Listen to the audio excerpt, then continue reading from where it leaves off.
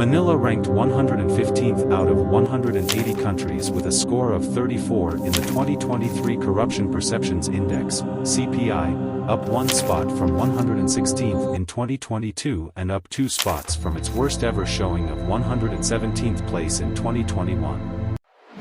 Ang isang pamahalaan na puno ng mga aktor at vlogger ay kadalasang humahantong sa pagbagsak ng ekonomiya ng isang bansa at maging katatawanan o isang e-circus government.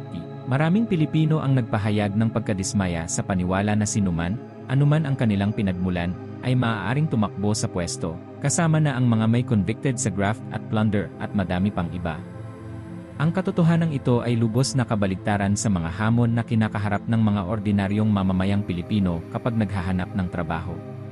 Halimbawa, maraming naghahanap ng trabaho, kahit na para sa mga posisyon tulad ng mga janitor, ay kadalasang kinakailangang magkaroon ng mga degree sa kolehiyo at magkaroon ng isang pleasing personality at madalas mabalitaan ang isang establishmento naghahanap ng mataas na qualifications sa mga pamantayan at minsan humahantong sa diskriminasyon sa iyong personal na pagkatao.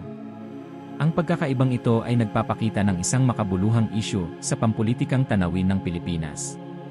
Bagamat maaaring gamitin ng mga celebrity ang kanilang katanyagan upang makakuha ng traksyon sa politika, ang katotohanan na ang mga aktor at vlogger ay maaaring magkaroon ng mga makabuluhang posisyon sa gobyerno, habang ang mga ordinaryong Pilipino ay nagpupumilit na makakuha ng mga pangunahing trabaho, ay binibigyan diin ang isang sistematikong problema na mas inuuna ang katayuan ng celebrity kaysa sa tunay na serbisyo publiko. Higit pa rito, ang pagbibigay diin sa personalidad kaysa sa patakaran ay maaaring humantong sa pamamahala na higit patungkol sa showmanship kaysa sa epektibong pamumuno. Ang publiko ay karapat-dapat sa mga pinuno na hindi lamang sikat, ngunit may kakayahan din at nakatuon sa pagtugon sa mga mabibigat na isyu na kinakaharap ng lipunan.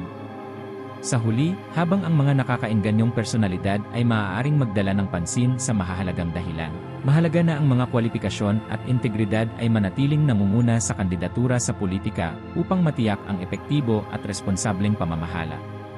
At bigyan ng pulisya ang mga politiko na walang bahid na corrupt at sa lahat ng may mga kaso at never na magsiserve sa gobyerno at sa Pilipino, samantalang ordinaryong Pilipino ay hirap makhanap ng desenteng trabaho at isulong na buwagin ang provincial rate sa bansa. Sa panahon ngayon, mayaman na ang yumayaman at mahirap na lang ang naghihirap, sabi nga ni Juan Luna. Kaaway ng Pilipino ang sarili niya.